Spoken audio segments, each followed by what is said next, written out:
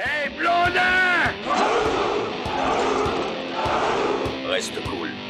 Sac à merde. Fuyez, pauvre fou. I am the danger. Nom de Zeus. Look, up in the sky, it's a bird. It's a plane! It's Superman. Mais non, c'est moi. Ils sont cons. Man, bienvenue sur Le Concept, c'est le con de Le Concept. Le sujet n'est pas d'ici ou Marvel, et pourtant on va quand même parler d'un univers rempli de super-héros, alors attention au divulgachage. Attention au spoil quoi, car ceci n'est pas une critique de... Saison 1.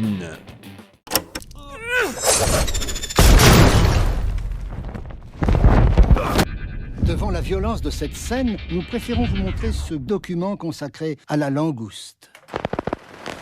Contrairement à une idée largement répandue, la langouste se nourrit exclusivement de fruits de mer. Ce qui ne l'empêche pas de rester très humaine.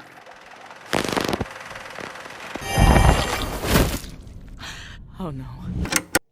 Il était une fois un adolescent qui voit des super pouvoirs naître en lui et qui va devoir apprendre à les apprivoiser.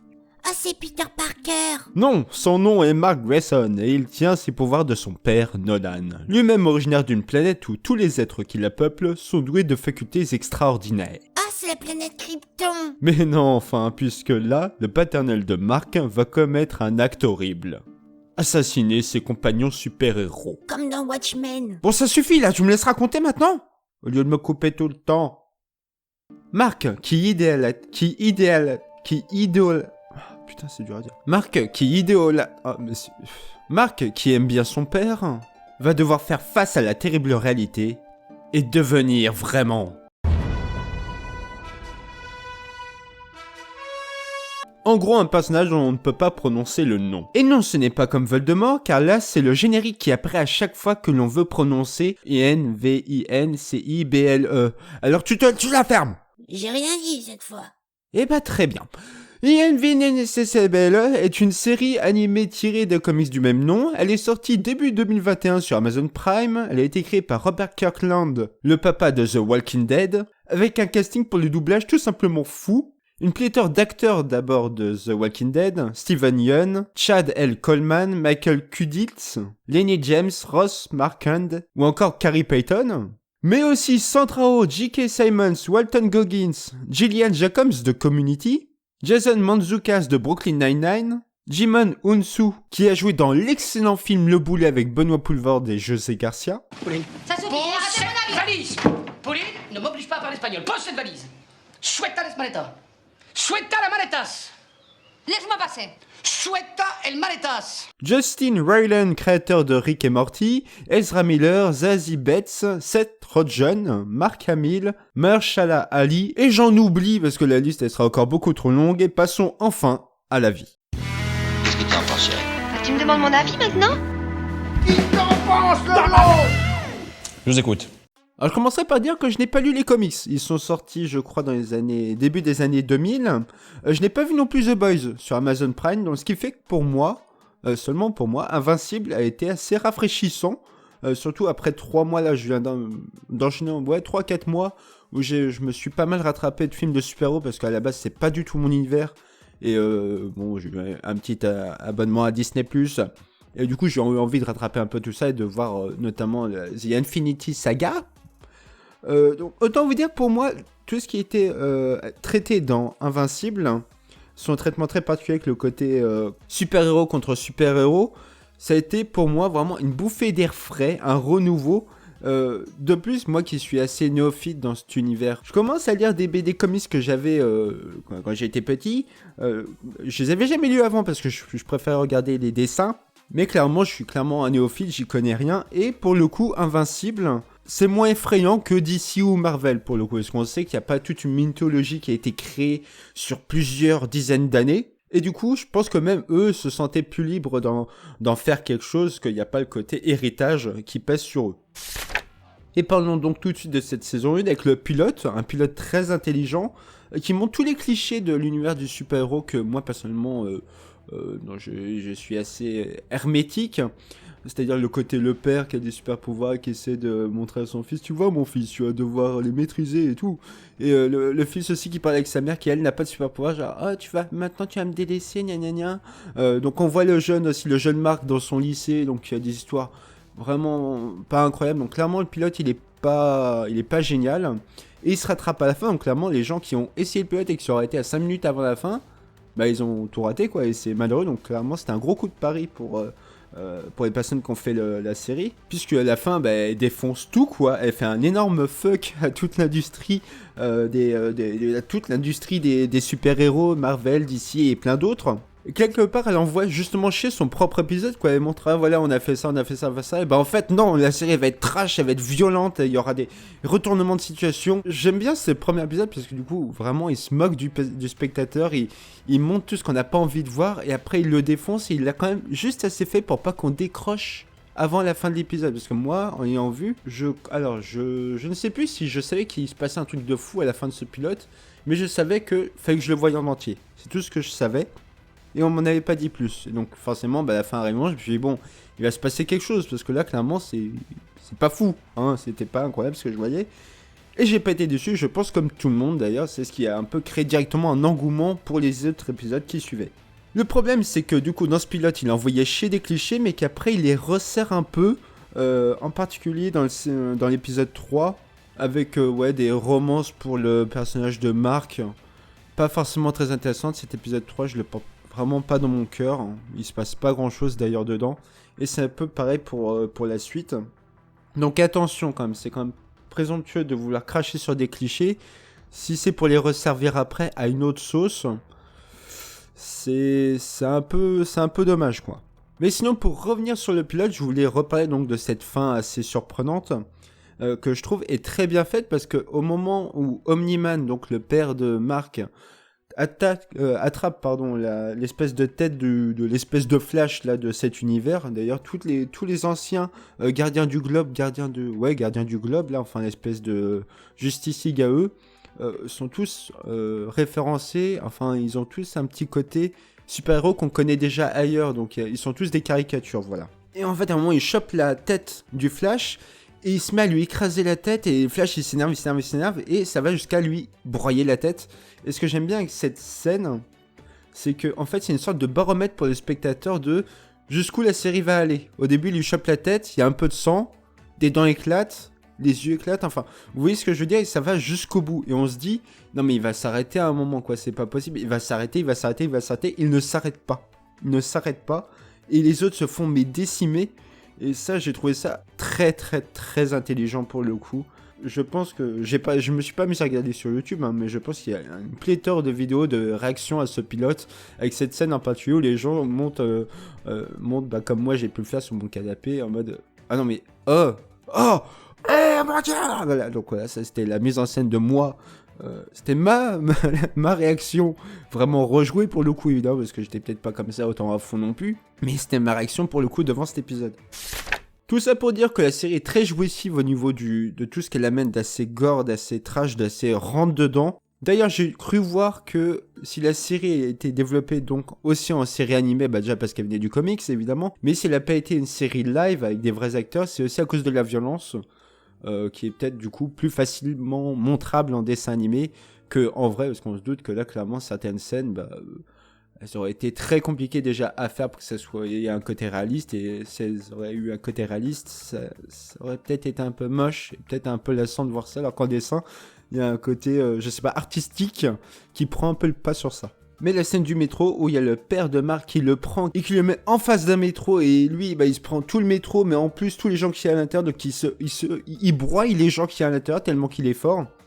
Cette scène est très forte, elle est très très très très très très forte, il n'y a pas de souci, elle est marquante, elle est traumatisante, mais je trouve qu'elle est un peu en trop. Il n'y avait pas pour moi besoin de montrer ça pour faire comprendre le message du père envers son fils, qui voulait juste lui montrer, regarde, la vie c'est dégueulasse. Ouais. Je résume évidemment, mais voilà, pour moi c'était un peu de trop, et elle m'a un peu choqué pour le coup. De plus, le fait que des personnages gentils puissent mourir donne un vrai enjeu à la série, pense donc évidemment à ce pilote, mais aussi à l'épisode à l'attaque de l'espèce de tour avec face de robot, face de fer je crois, ou face d'acier. Je suis tête de fer. Il est tête de fer. Tu es jambe d'acier. Ah oui, de fer et d'acier.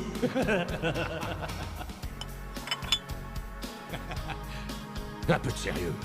Avec l'espèce de héros tigre un peu à la World of Warcraft, qui se met à défoncer 2 ou 3 super-héros assez violemment. Bon là, il ne meurt pas, mais clairement, on s'y attendait, enfin, on pouvait s'y attendre qu'ils meurent, ces héros. Et quand ils se rétablissent, clairement, on est soulagé pour eux, réellement. C'est pas en mode, ils s'en sortent, évidemment, c'est des héros. Bah non, pour le coup, on est en mode, putain, yes, ils ont survécu, cool, quoi. Et c'est un feeling, je trouve, qu'on n'a pas assez dans les séries ou dans les films. C'est que, vraiment, on a un vrai sentiment de danger à chaque combat. On se dit que n'importe qui peut mourir.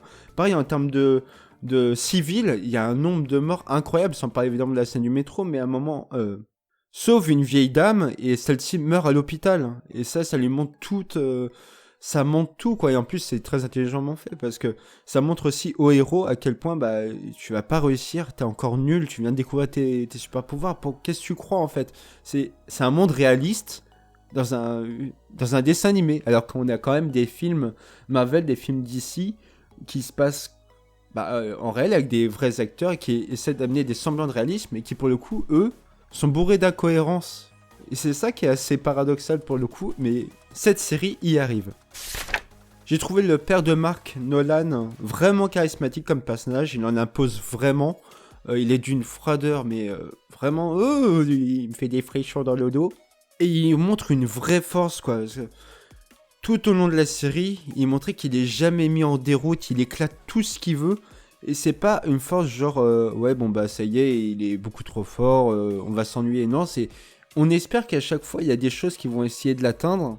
Et ça échoue tout le temps, quoi. Et à la rigueur, limite, quand on le voit signer du nez, si un personnage le fait signer du nez, on se dit, putain, le héros qui l'a fait signer du nez, c'est une bête, parce que réussir rien qu'à faire ça, c'est chaud. Alors, j'imagine même pas comment va se continuer la série, parce que clairement, le gars, il semble juste impossible à tuer, en fait. Et se dire qu'il a toute une planète qui est remplie de personnes comme lui, tout le monde est dans la merde. Clairement, tout le monde est dans la merde. Donc, à ce niveau-là, ce passage est très très bien, parce que déjà, il a sa force en tant que super-héros avec ses pouvoirs, mais aussi avec ses motivations, que je trouve d'ailleurs un peu bancales quand même. Je trouve pas folles, ses motivations, mais bon... Il en a, et c'est plus sa froideur et la manière dont il a construit une famille tout en montrant qu'il en est détaché, mais il n'en est pas tant détaché que ça, donc il y a tout un dilemme qui se joue autour de lui, donc un personnage vraiment très très bien développé, je trouve. Maintenant qu'on a parlé du paternel, on va parler du fils, Mark, parce que la série est quand même sur lui, c'est quand même lui. Il a un côté Peter Parker qui fait mouche, il fait de bons choix, il manque un peu de charisme cependant. Son costume est assez chouette, j'aime bien les couleurs de son costume, le fait qu'il ait les cheveux qui dépassent et tout, ça passe bien. L'humour de la série passe beaucoup par lui, je le trouve assez drôle. Son entourage aussi, je trouve qu'il est bien construit et il est assez attachant. Sa copine qui est noire, son meilleur ami qui est homosexuel. Alors pourquoi je me permets de pointer du doigt ces petits aspects-là, c'est parce que je les trouve intéressants, parce que dans le comics, sa copine n'est pas noire, son meilleur ami n'est pas homosexuel, ou alors en tout cas c'est pas montré directement, ou alors ça apparaît pas tout de suite. Encore une fois, je ne sais pas, je ne les ai pas lus, mais on m'en a parlé un petit peu. Et je trouve que c'est des ajouts très intéressants qui ne font mal à personne en fait. Pourquoi pas, je veux dire, que sa copine soit blanche ou noire, on a envie de dire, ça change absolument rien à l'intrigue, parce que jamais on en parle, on s'en fout, mais je trouve qu'en termes de message, ça coûte rien de le mettre, et je trouve ça sympa. Pareil pour son meilleur ami qui soit homosexuel dans un monde de super-héros où limite on pourrait se dire que c'est plutôt la virilité qui prime. Je trouve que c'est des beaux messages aussi. Ça coûte rien, ça coûte rien de le mettre, et ils l'ont mis, et j'ai envie de dire chapeau pour ça. Atom Eve, qui est la meilleure amie de... est vraiment un personnage très très fort. Elle est indépendante, elle essaie de trouver sa propre voie, donc elle est vraiment cool à suivre. Il y a tout un moment où elle part dans la forêt, une sorte de remise en question, un peu toute seule à la Into the Wild, mais avec une fin, j'espère, beaucoup moins dramatique. Où elle est à des incendies, elle arrive en plus à refaire pousser des arbres, parce qu'elle a un pouvoir qui a l'air complètement fou, enfin disproportionné. Elle arrive à enlever de l'eau, elle arrive à recréer des arbres, enfin, elle arrive à faire beaucoup trop de choses liées aux atomes, en tout cas, apparemment, en tout cas. En tout cas, c'est ce que son nom semble indiquer, hein, Atom Eve, atome, donc comme les atomes. Ah mais oui, en effet. Donc, clairement, je ne connais pas encore la limite de ses pouvoirs, mais ça semble assez inquiétant, quand même. Initialement, le comics INVINCIBLE aurait pu être adapté en long métrage. En effet, Universal Pictures s'était même positionné dessus en 2017, avec Seth Rogen et Evan Goldberg à sa tête. Le milieu de la série, c'est-à-dire de l'épisode 3 à l'épisode 6, je l'ai trouvé assez mou. Les 2 derniers épisodes, vraiment, sont très très très réussis. Un 7ème épisode bourré d'émotions avec l'espèce de scientifique robot qui doit changer de corps. Il se fait cloner. Enfin, ce qui est intéressant, c'est que du coup, il transvase une partie de lui. Il fait en gros un copier-coller dans un autre corps plutôt que ce soit un couper-coller. Donc, ce qui fait qu'il se revoit aussi avant comme il était.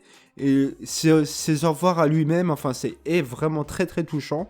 C'est juste ses motivations, bon, d'accord, c'est pour redevenir plus jeune et tout, pour revivre. Aussi, il a choisi un certain corps avec un certain âge pour pouvoir pécho une fille qu'il aime bien. Enfin, je trouve ça bizarre parce que finalement, quand on fait un raccourci, on se dit, bah, en gros, il s'est cloné juste pour essayer de choper une fille, quoi. Donc ça c'est un peu bizarre, je trouve, mais bon. La révélation qui est faite au héros que Omni-Man est le méchant, le grand méchant, qui marche très très bien. Et enfin, du coup, la mise en place du plan d'attaque de tous les gentils sur Omni-Man, avec plein d'étapes pour essayer de le démonter, qui est vraiment très très... tout ça est vraiment très intéressant à suivre. Et enfin, un 8ème épisode vraiment avec un combat dantesque entre le père et le fils. Et le Saint-Esprit amène À faire pâlir tous les gens de l'industrie, on va dire, Marvel et DC, par rapport à leur film, parce que clairement, bah, il est bien foutu, cet épisode, en termes de combat, en termes d'enjeu, en termes de morale. Tout est vraiment bien fait. Donc, cette première saison termine en tout cas qualitativement très très bien. En plus, à la fin, ce que j'aime bien, c'est qu'il y a peut-être une minute où on revoit les différents protagonistes qui ont pris place dans cette saison 1. Et du coup, on comprend à quoi servaient les petites péripéties du héros. Vous savez, dans les épisodes que je vous ai dit, là, les épisodes 3 à 6, de milieu de série, on sent que Robert Kirkland a fait des petits plats et les a mis dans des tupperwares, en fait, pour nous, pour les futures saisons. En mode, voilà, lui, je l'ai installé, hein, ça m'a pris un épisode... Je vous le mets de côté, voilà, pour plus tard, parce qu'à la fin, on montre plein de petits personnages comme ça qui donnent envie d'être suivis, des espèces de futurs antagonistes ou protagonistes qui vont être intéressants à suivre, parce que tout c'est que leur force et leur faiblesse, c'est cette saison 1 a vraiment permis de créer son univers. Elle a créé son espèce de INVINCIBLE universe qui donne envie pour la suite. Parlons super-héros maintenant, tous les super-héros qu'on peut voir, donc le bestiaire. Alors, il est varié, certes, mais pas assez étoffé pour moi, c'est-à-dire que ça manque un peu de pouvoir foufou, quoi. Ils auraient pu aller un peu plus dans certains délires. Là, j'ai pas d'idées qui me viennent comme ça en tête, mais c'est globalement du classique, quoi, dans les super pouvoirs qu'on peut voir, malheureusement. Il y a beaucoup de copies sur Marvel ou DC, pas seulement dans le premier épisode, mais par la suite. Il y a une fille qui a le même pouvoir que Ant-Man, mais sans le côté, on va dire, informatique du truc. Il y a une fille, c'est une sorte de Hulk. Sauf que du coup, elle rajeunit, bon, quand elles se ressemblent, bon, c'est pas incroyable non plus. Et surtout, mais c'est pas assez montré, quoi, ça c'est vraiment dommage. Il y a un épisode, je sais plus lequel, où il y a une sélection pour les nouveaux gardiens du globe. Donc il y a plein de super-héros qui arrivent et qui s'affrontent pour montrer un peu ce qu'ils valent. Et le gars qui gère un peu tout ça, bah il sélectionne. Et la sélection dure même pas 3 minutes, quoi. On voit vite fait quelques combats et c'est tout, alors que j'aurais aimé voir un peu plus de ça, quoi. Limite un épisode entier où il y a des finales, quarts de finale et tout. Un vrai petit tournoi avec plus de personnages qu'on nous montre, même si on les voit qu'une minute, genre juste pour une capacité. C'était vraiment le meilleur moment pour faire ça. Et bah non, je trouve que la série rate le coche là-dessus et je trouve ça vraiment dommage. Un autre problème aussi que j'ai trouvé, c'est alors, j'ai appelé ça sur mes notes, problème de fin d'épisode de ouf. Parce que je voulais au début appeler ça les problèmes de cliffhanger, mais c'est pas vraiment des cliffhangers pour le coup. C'est des fins d'épisode où il se passe vraiment un truc incroyable et t'as envie de voir la suite, mais c'est pas non plus en mode oh là là, il est en danger, est-ce qu'au prochain épisode va mourir? Non, c'est en mode comme le pilote justement, genre on te met un truc de fou à la fin pour voir qu'est-ce qu'on va en faire après, quoi. Et ça, c'est sur beaucoup trop d'épisodes, en tout cas je l'ai trop ressenti. Et le problème pour moi, c'est pas qu'ils s'en servent pour avoir envie de passer à l'épisode suivant, à la rigueur c'est pas ça, c'est plus le fait qu'ils s'en servent pour rehausser le niveau d'un épisode qui été pour moi mou. Et ça, je trouve que c'est un peu trop facile, quoi, c'est comme si tu écrivais une dissertation et que tu faisais une putain de conclusion. Bon, c'est cool, je suis content d'être arrivé à la conclusion, mais mince, je me suis tapé 3 pages recto verso pour arriver à cette conclusion, vous voyez ce que je veux dire? Et ça, je trouve que c'est un peu trop facile. Autre chose qui a aussi été un petit problème pour moi, et là je pense que je vais pas me faire des amis, c'est la qualité du dessin. Quand il y a de la bagarre. La bagarre. Ça passe parce qu'on sent que les dessinateurs, enfin que des temps de production ont été aménagés pour amener plus de détails, amener des jolis effets, des petits effets de mise en scène aussi. Ça fait sympa, ça fait joli, c'est beau. Mais sinon, j'ai trouvé ça vraiment... C'est pas moche, c'est loin d'être moche, mais bah, c'est de l'animation dessin américain, quoi. Tu sens qu'il n'y a pas la patte... D'accord, c'est une patte différente, mais il n'y a pas la même qualité qu'un truc japonais, il n'y a pas le même peut-être souci du détail là-dessus, je trouve. C'est-à-dire que je trouve souvent que les arrière-plans sont moches, sont trop peu détaillés, sont trop blocs, enfin ils sont pas intéressants à regarder. Parce que ça, c'est un truc que j'aime bien dans les animés, c'est un peu porter mon regard un peu partout, de voir tous les arrière-plans, les petits immeubles, enfin le tout, quoi, le petit monde qui vit. Et clairement, à part les personnes qui parlent ou l'action, je trouve qu'il n'y avait pas grand chose de visuellement à suivre. Je trouve que ça manque de détails. Ça, pour moi, c'est à cause du style comics, qui vient du fait de devoir dessiner des petites bandes dessinées et les sortir chaque semaine ou chaque mois, un rythme assez effréné. Du coup, tu fais parfois des petits... Pas des gribouillis, mais vous voyez, c'est pas non plus des tableaux de maître, hein, même si parfois les couleurs et tout, c'est très joli, il n'y a pas de problème. Mais qu'est-ce qu'il raconte? Je l'ai dit tout à l'heure, ne me tapez pas, je l'ai dit, j'ai des comics que quand j'étais petit, je les regardais pour les images, donc ça veut dire que j'aimais bien. Mais sauf que ce style-là, du coup, ça n'a jamais vraiment été très détaillé, je trouve, en tout cas pour moi. Et encore une fois, je le rappelle, en tant que néophyte, pour le coup. Mais autre chose qui me pose vraiment problème, et là, il n'y a aucune excuse pour le coup, c'est qu'il y a des faux raccords. C'est-à-dire qu'à un moment, il y a un épisode où il y a Marc qui mange avec ses parents, et ils se prennent un peu le chou. Et je me suis dit, tiens, je vais regarder des détails de la table, voir si, selon les différents plans, il y a des faux raccords, juste sur ce moment-là, hein. Alors que d'habitude, je suis jamais gaffe aux faux raccords. J'en ai vu des gros, puisque sur un plan où on voit le père de Marc, il y a une dinde. Il y a une dinde sur la table, il y a tout simplement une dinde avec vous savez, le petit chapeau là sur les bouts des pattes, je ne sais pas comment ça s'appelle. Et encore une fois, là, je me suis attardé que sur cette scène, donc j'ose même pas imaginer tous les faux raccords qu'il y a sur toute la série. Ça doit être assez catastrophique. Mais j'ai envie de dire, c'est pas grave. Admettons, c'est pas grave. Le plus important, c'est que la série est, je trouve, très très bien écrite. Elle est bien pensée. Les scènes d'action rendent super bien, quand même. Elle a été, pour le coup, très très plaisante à suivre. Même son générique est cool, pour le coup. Le fait que ce soit le mot INVINCIBLE ne soit pas dit, et que juste que quand quelqu'un parle et qu'il est censé dire ce mot, ça lance le générique. Je trouve que c'est une très bonne idée. Puis vous avez sûrement dû remarquer que plus les épisodes passent, plus le logo est taché de sang, comme pour montrer que il arrive vers la fin, vers le combat, qu'il en chie de plus en plus. Et ça, même dans un générique, pour le coup, il y a une mise en scène. Et ça, je trouve que c'est très très bien. Dans la série, il y a peu d'humour, mais quand il y en a, c'est réellement drôle. J'ai vraiment eu de bons rires. Et c'est souvent à cause du personnage de Marc. Notamment à un moment, il est en super-héros et il porte Titan, l'espèce de gars qui peut se créer une coquille. Et le gars, il joue le gros dur depuis le début et tout. Et à un moment, ils doivent se rendre quelque part. Et du coup, le personnage le porte et vole avec lui. Mais il le porte un peu comme vous voyez à la sortie de l'église, quand le marié porte la mariée, justement. Et il y a une espèce de dialogue entre eux, genre j'ai pas le choix de te porter, quoi. Et l'autre, il est un peu blasé de se faire porter en disant putain, je suis une montagne de muscles et j'ai l'air con, quoi. Pareil, il y a aussi Marc, à un moment, il est avec les Martiens et il sait pas comment leur parler. Il leur dit alors empereur martien, roi martien. Enfin, je ne sais plus trop ce qu'il leur dit, encore une fois. Et on voit que le chef des Martiens regarde un de ses sous-fifres et l'autre, il le regarde en faisant un haussement d'épaule, genre. Ouais, c'est ridicule comme manière d'appeler ça. Enfin, on sent qu'il y a un problème, mais ça passe. Il y a une petite gestion de l'humour avec des blancs dans cette série qui est assez cool. Le doublage. Alors, le doublage en VO, donc d'une qualité mais incroyable. Avec ce casting, en même temps, on peut pas, tu pouvais pas, enfin, t'as pas le droit de te rater, j'ai envie de te dire surtout. Mais la VF aussi, elle est vraiment d'une très très grande qualité.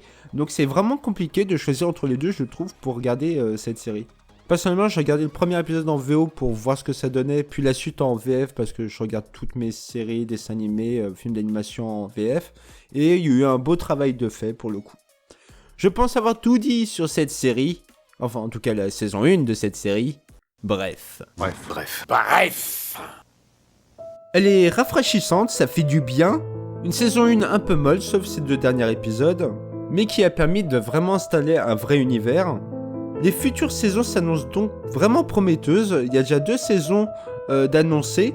Surtout avec l'épée de Damoclès sur un éventuel retour d'Omni-Man avec les gens de son peuple. Donc un vrai gros enjeu qui pèse sur la Terre. J'attends néanmoins une progression en termes de dessin. C'est peut-être juste ça ce que je reproche. Que ça soit un peu moins mou et que les dessins soient un peu plus quali. Et clairement là pour moi ça deviendrait une série avec laquelle il faudra vraiment compter. J'attends juste que maintenant, pour faire une petite comparaison sportive avec le rugby, la série là, a marqué un essai. J'attends maintenant qu'elle passe la transformation. Waouh! Ah, j'aime quand je trouve des choses comme ça intelligentes à dire. Donc vraiment, vivement la saison 2. En tout cas, je vous remercie d'avoir suivi cet épisode jusqu'au bout. Je vous dis à la prochaine et gros bisous!